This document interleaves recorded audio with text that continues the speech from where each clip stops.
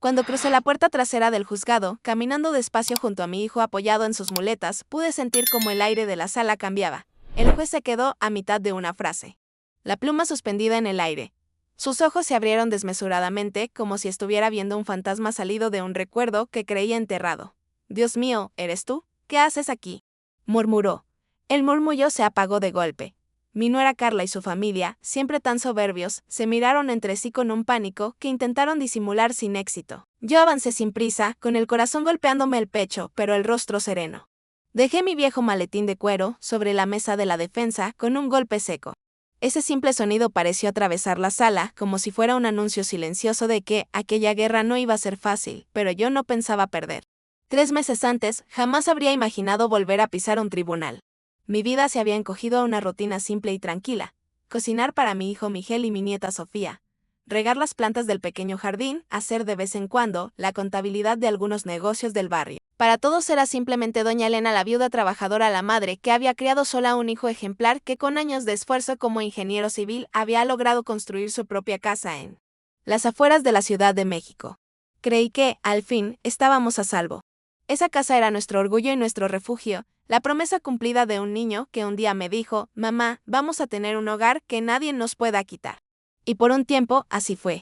Hasta que el teléfono sonó una tarde cualquiera de jueves, mientras yo picaba verduras para la cena. «Sí», contesté, limpiándome las manos en el delantal.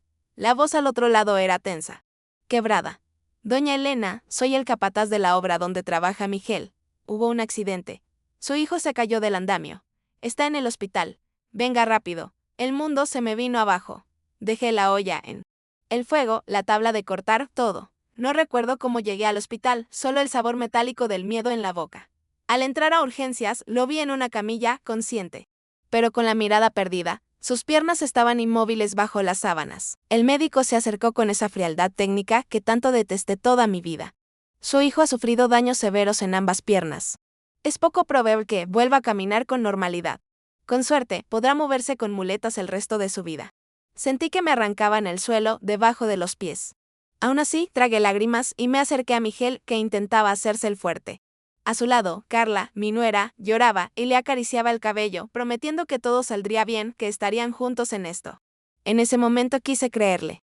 Pero los días se convirtieron en semanas y las semanas en meses. Las visitas largas de Carla se hicieron breves. Las llamadas se espaciaron. A veces pasaban días sin que ella apareciera. Cuando Miguel por fin fue dado de alta, yo misma lo acompañé a casa en un taxi, sosteniéndolo mientras él se aferraba a las muletas. No había globos, ni bienvenida, ni mesa puesta. Carla no estaba. Tuve que improvisar un cuarto en la planta baja para que no tuviera que subir escaleras, la misma casa que había diseñado con orgullo pensando en su familia. Ahora convertida en un laberinto doloroso que no podía recorrer. «Mamá, ¿dónde está Carla?», me preguntó apenas cruzamos el umbral. Me había dejado un mensaje escueto: «Necesito resolver unas cosas. Luego voy». Llevaba 2 días sin responder mis llamadas. Dijo que venía más tarde. «Hijo», mentí, apretando los dientes, «seguro está terminando unos pendientes». Carla apareció muy entrada la noche. Abrió la puerta con sigilo. Creyendo que todos dormíamos, yo estaba sentada en un sillón junto a la cama de Miguel. Cuando me vio, frunció el ceño con evidente molestia. «Pensé que ya te habrías ido a tu casa», soltó en voz baja, como si la dueña fuera ella. «Esta también es mi casa», respondí, sin subir el tono. «Y Miguel necesita cuidados constantes». Lo que siguió fueron días pesados como plomo. Carla hizo cada vez menos esfuerzo por ocultar su desprecio por la nueva realidad de su marido. Volvía tarde, oliendo a perfumes caros que sabía perfectamente que Miguel no podía pagar. Sofía, mi nieta de 7 años, captaba más de lo que los adultos creíamos. Cada vez que los gritos subían, ella buscaba refugio en mis brazos, pegada a mí como si yo fuera el último lugar seguro del mundo. Una tarde, mientras Miguel dormía una siesta forzada por el dolor y los medicamentos, escuché la voz de Carla en la cocina. Hablaba por teléfono, en un susurro que ella creía prudente. Yo ya había aprendido a reconocer ese tono. «Sí. Ya hablé con el abogado», decía, «el divorcio no será problema. Él está prácticamente inválido. La casa es lo importante, por lo menos la mitad, quizá más». «No.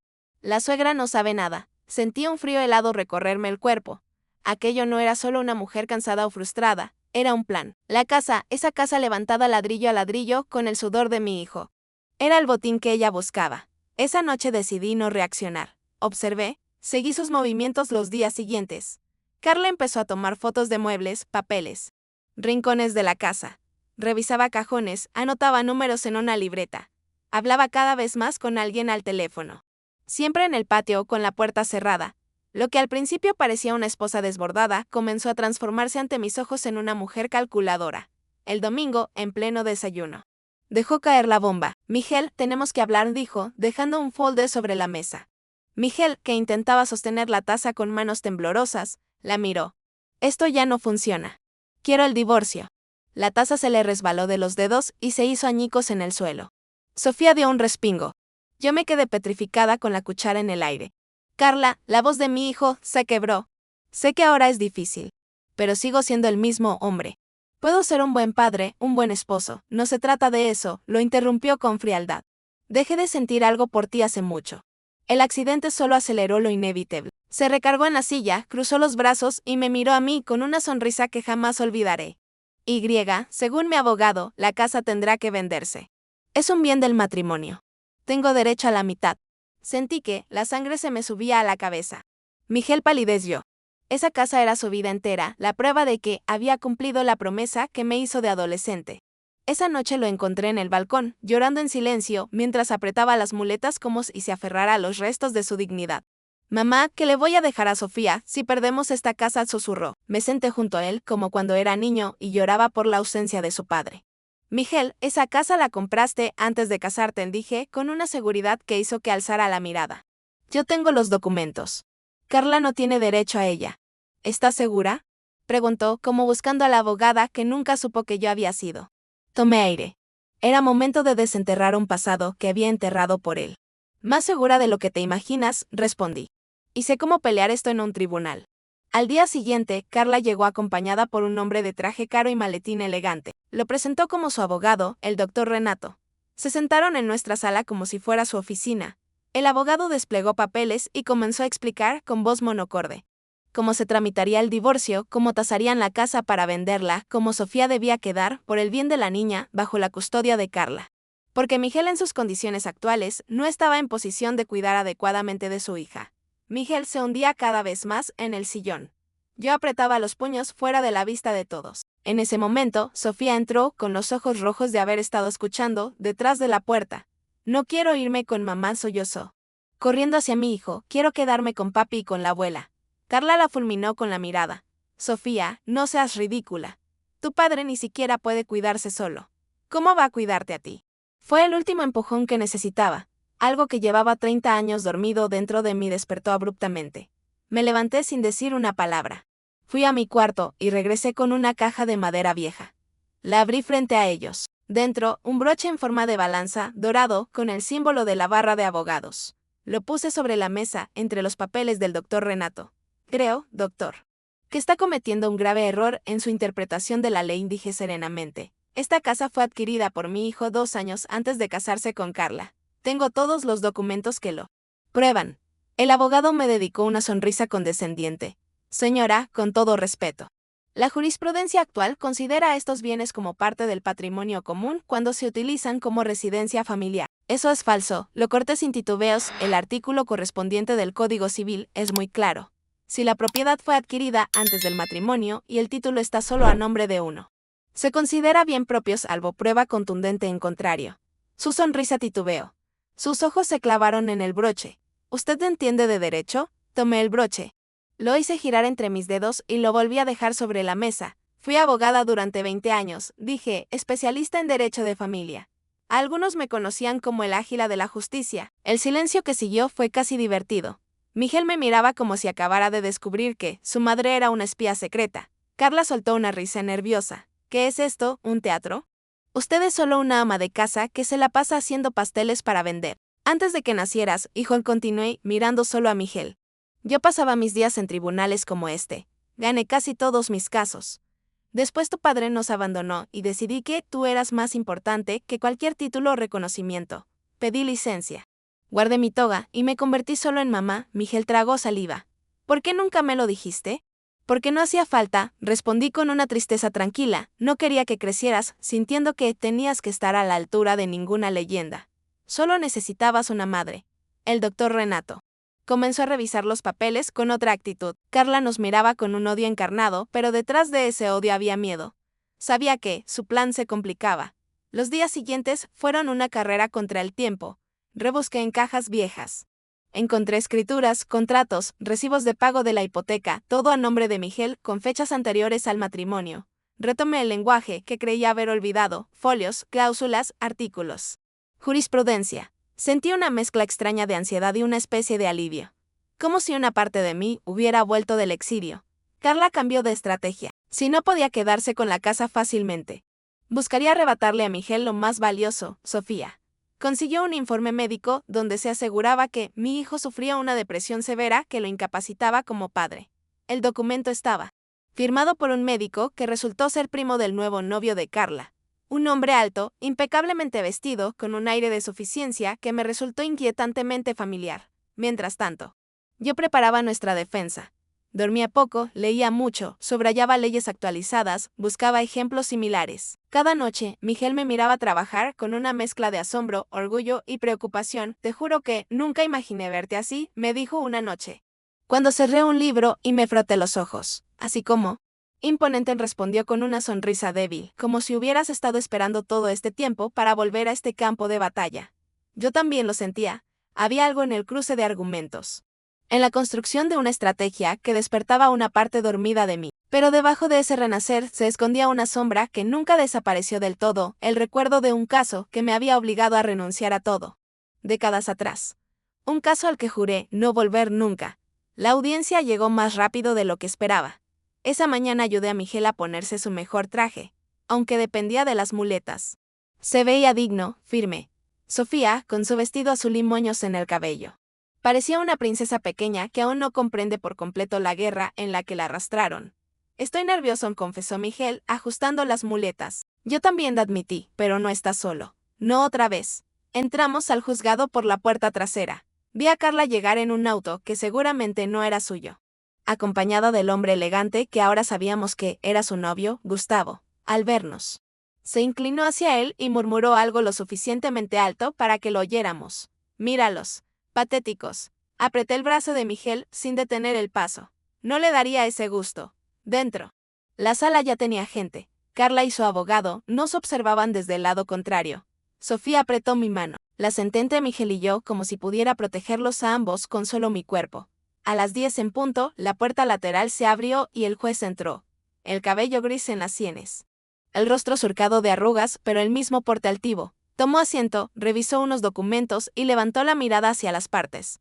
Su mirada pasó por Carla, por el abogado, por Gustavo, y se detuvo en mí. La pluma cayó de su mano. Dios mío, susurró, ¿eres tú, Elena? ¿Qué estás haciendo aquí?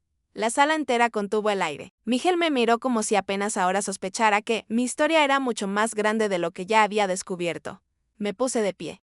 Alicé mi blazer y hablé con una voz firme que no usaba desde hacía 3 décadas. Estoy aquí para defender a mi hijo, señor juez, por un instante.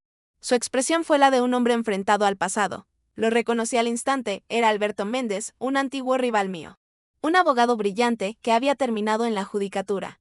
Habíamos chocado muchas veces, en tribunales abarrotados, él generando argumentos impecables y yo desmontándolos uno por uno. Pidió un receso inmediato y se retiró a su despacho.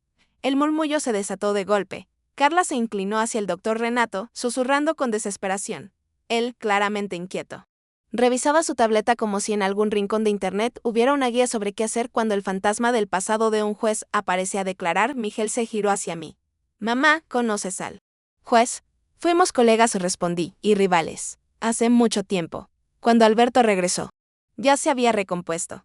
El doctor Renato intentó impugnar mi presencia alegando que no tenía registro activo en la barra. Alberto me miró con una mezcla de respeto y cautela. La señora Elena puede asistir a su hijo como apoyo en su defensa.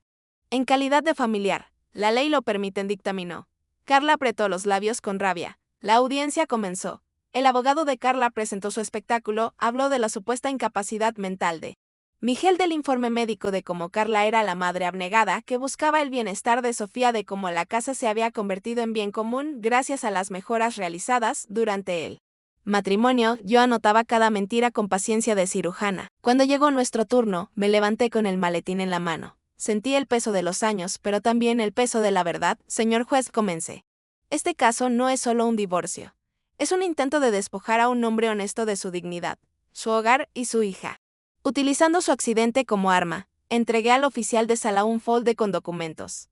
Aquí constan las escrituras de la casa, fechadas 2 años antes del matrimonio.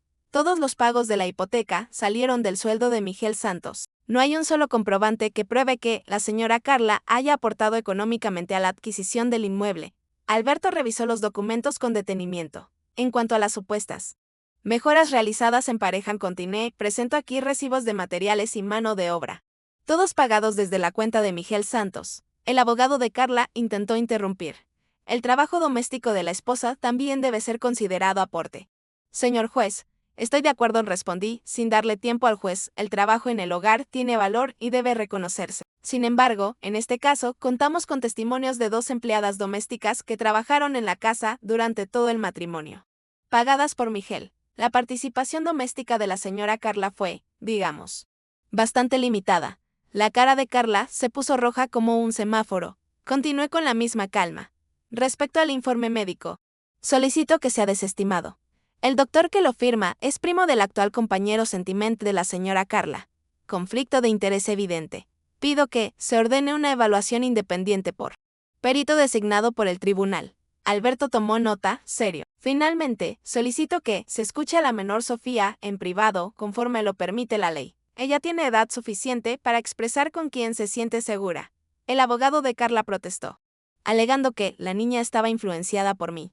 El juez reflexionó unos segundos y aceptó mi petición. Carla palideció, mientras Sofía se iba al despacho de Alberto. Le acaricié el cabello y murmuré, solo di la verdad, mi amor, lo que sientes en tu corazón. Los 15 minutos que estuvieron fuera fueron los más largos de mi vida. Cuando regresaron, Alberto tenía esa expresión que yo conocía bien, la de un hombre que ha escuchado algo que no puede ignorar sin traicionarse a sí mismo. La decisión fue clara: custodia provisional para Miguel. Visitas supervisadas para Carla. La casa reconocida como bien exclusivo de mi hijo. El rostro de Carla se deformó de furia. Esto es un abuso, gritó. Usted la está favoreciendo porque conoce a esta vieja. Alberto golpeó la mesa con el mazo. Un comentario más y la retiró de la sala por desacato. Miguel dejó escapar un suspiro que parecía arrastrar años de miedo. Sofía corrió a abrazarlo. Gustavo, en cambio, nos miró con ojos fríos, calculadores. No dijo una palabra, pero fue suficiente para que un viejo escalofrío me recorriera la espalda. Ese tipo de mirada ya la había visto antes, 30 años atrás, al salir del juzgado. Había periodistas esperándonos. Alguien, no sé quién ni cómo, había filtrado que el águila de la justicia había vuelto. Micrófonos y cámaras nos rodearon.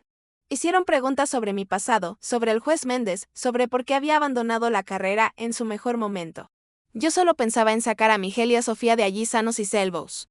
Estábamos casi dentro del auto cuando una pregunta se coló entre el barullo. Doña Elena, ¿cree que ahora pueda reabrirse el caso Monteiro?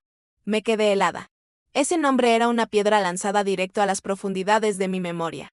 El caso Monteiro, el proceso que casi me destrozó la vida y que me obligó a dejar la abogacía para proteger a mi hijo. Esa noche, mientras preparaba la cena, mis manos se movían en la cocina, pero mi mente estaba en los años 90. Carlos Monteiro, empresario poderoso, dueño de constructoras, desarrolladoras y, en secreto, de una red de lavado de dinero que manchaba medio país. Yo representé a su esposa en el divorcio. Lo que empezó como un caso de maltrato y reparto de bienes se convirtió en una guerra contra un sistema podrido. Descubrí documentos, transferencias, nombres de jueces, fiscales, políticos. Confié en que la justicia prevalecería. Denuncié todo. Me equivoqué. Cuando crucé la puerta trasera del juzgado, caminando despacio junto a mi hijo apoyado en sus muletas, pude sentir como el aire de la sala cambiaba. El juez se quedó a mitad de una frase, la pluma suspendida en el aire. Sus ojos se abrieron desmesuradamente, como si estuviera viendo un fantasma salido de un recuerdo que creía enterrado. «Dios mío, ¿eres tú? ¿Qué haces aquí?», murmuró. El murmullo se apagó de golpe. Mi nuera Carla y su familia, siempre tan soberbios, se miraron entre sí con un pánico que intentaron disimular sin éxito. Yo avancé sin prisa, con el corazón golpeándome el pecho, pero el rostro sereno. Dejé mi viejo maletín de cuero sobre la mesa de la defensa con un golpe seco. Ese simple sonido pareció atravesar la sala, como si fuera un anuncio silencioso de que aquella guerra no iba a ser fácil, pero yo no pensaba perder. 3 meses antes, jamás habría imaginado volver a pisar un tribunal. Mi vida se había encogido a una rutina simple y tranquila. cocinar para mi hijo Miguel y mi nieta Sofía, regar las plantas del pequeño jardín, hacer de vez en cuando la contabilidad de algunos negocios del barrio. Para todos era simplemente doña Elena, la viuda trabajadora, la madre que había criado sola un hijo ejemplar que con años de esfuerzo como ingeniero civil había logrado construir su propia casa en las afueras de la Ciudad de México. Creí que, al fin, estábamos a salvo. Esa casa era nuestro orgullo y nuestro refugio, la promesa cumplida de un niño que un día me dijo: «Mamá, vamos a tener un hogar que nadie nos pueda quitar». Y por un tiempo así fue. Hasta que el teléfono sonó una tarde cualquiera de jueves, mientras yo picaba verduras para la cena. «Sí», contesté, limpiándome las manos en el delantal. La voz al otro lado era tensa. Quebrada. «Doña Elena, soy el capataz de la obra donde trabaja Miguel. Hubo un accidente. Su hijo se cayó del andamio. Está en el hospital. Venga rápido. El mundo se me vino abajo». Dejé la olla en el fuego, la tabla de cortar, todo. No recuerdo cómo llegué al hospital, solo el sabor metálico del miedo en la boca. Al entrar a urgencias, lo vi en una camilla, consciente, pero con la mirada perdida. Sus piernas estaban inmóviles bajo las sábanas. El médico se acercó con esa frialdad técnica que tanto detesté toda mi vida. «Su hijo ha sufrido daños severos en ambas piernas. Es poco probable que vuelva a caminar con normalidad. Con suerte, podrá moverse con muletas el resto de su vida». Sentí que me arrancaban el suelo debajo de los pies. Aún así, tragué lágrimas y me acerqué a Miguel, que intentaba hacerse el fuerte. A su lado, Carla, mi nuera, lloraba y le acariciaba el cabello, prometiendo que todo saldría bien, que estarían juntos en esto. En ese momento quise creerle. Pero los días se convirtieron en semanas y las semanas en meses. Las visitas largas de Carla se hicieron breves. Las llamadas se espaciaron, a veces pasaban días sin que ella apareciera. Cuando Miguel por fin fue dado de alta, yo misma lo acompañé a casa en un taxi, sosteniéndolo mientras él se aferraba a las muletas. No había globos, ni bienvenida, ni mesa puesta. Carla no estaba.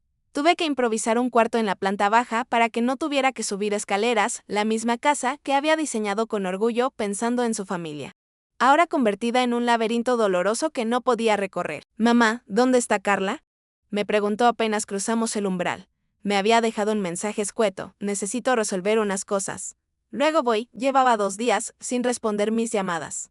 Dijo que venía más tarde. «Hijo», mentí, apretando los dientes, «seguro está terminando unos pendientes». Carla apareció muy entrada la noche. Abrió la puerta con sigilo, creyendo que todos dormíamos. Yo estaba sentada en un sillón, junto a la cama de Miguel.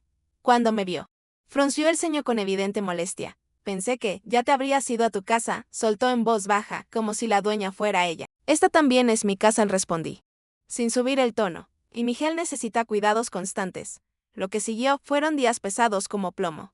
Carla hizo cada vez menos esfuerzo por ocultar su desprecio por la nueva realidad de su marido. Volvía tarde, oliendo a perfumes caros que sabía perfectamente que Miguel no podía pagar.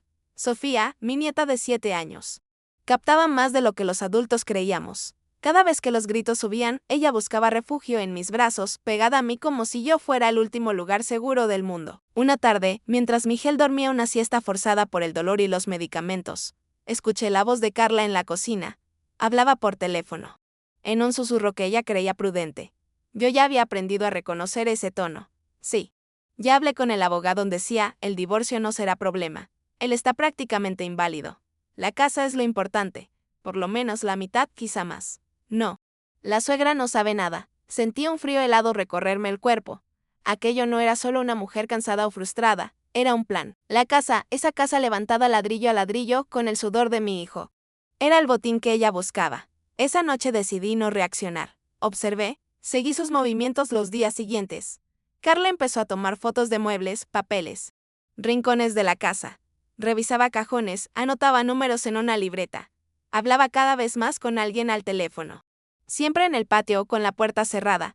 Lo que al principio parecía una esposa desbordada comenzó a transformarse ante mis ojos en una mujer calculadora. El domingo, en pleno desayuno, dejó caer la bomba. «Miguel, tenemos que hablar», dijo, dejando un folder sobre la mesa. Miguel, que intentaba sostener la taza con manos temblorosas, la miró. «Esto ya no funciona. Quiero el divorcio». La taza se le resbaló de los dedos y se hizo añicos en el suelo. Sofía dio un respingo. Yo me quedé petrificada con la cuchara en el aire. «Carla, la voz de mi hijo se quebró. Sé que ahora es difícil, pero sigo siendo el mismo hombre. Puedo ser un buen padre, un buen esposo, no se trata de eso, lo interrumpió con frialdad. Dejé de sentir algo por ti hace mucho. El accidente solo aceleró lo inevitable. Se recargó en la silla, cruzó los brazos y me miró a mí con una sonrisa que jamás olvidaré. Según mi abogado, la casa tendrá que venderse. Es un bien del matrimonio. Tengo derecho a la mitad. Sentí que la sangre se me subía a la cabeza. Miguel palideció.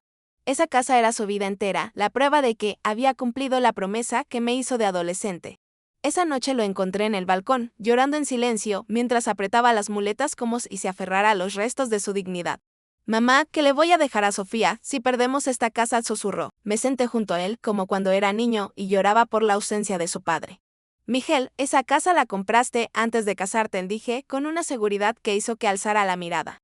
Yo tengo los documentos. Carla no tiene derecho a ella. ¿Estás segura?, preguntó, como buscando a la abogada que nunca supo que yo había sido. Tomé aire. Era momento de desenterrar un pasado que había enterrado por él. Más segura de lo que te imaginas, respondí. Y sé cómo pelear esto en un tribunal. Al día siguiente, Carla llegó acompañada por un hombre de traje caro y maletín elegante. Lo presentó como su abogado, el doctor Renato. Se sentaron en nuestra sala como si fuera su oficina. El abogado desplegó papeles y comenzó a explicar con voz monocorde cómo se tramitaría el divorcio, cómo tasarían la casa para venderla, cómo Sofía debía quedar, por el bien de la niña, bajo la custodia de Carla. Porque Miguel en sus condiciones actuales no estaba en posición de cuidar adecuadamente de su hija.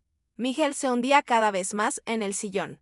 Yo apretaba los puños fuera de la vista de todos. En ese momento, Sofía entró, con los ojos rojos de haber estado escuchando, detrás de la puerta. No quiero irme con mamá, sollozó. Corriendo hacia mi hijo, quiero quedarme con papi y con la abuela. Carla la fulminó con la mirada. Sofía, no seas ridícula. Tu padre ni siquiera puede cuidarse solo. ¿Cómo va a cuidarte a ti? Fue el último empujón que necesitaba. Algo que llevaba 30 años dormido dentro de mí despertó abruptamente. Me levanté sin decir una palabra. Fui a mi cuarto y regresé con una caja de madera vieja. La abrí frente a ellos. Dentro, un broche en forma de balanza, dorado, con el símbolo de la barra de abogados. Lo puse sobre la mesa, entre los papeles del doctor Renato.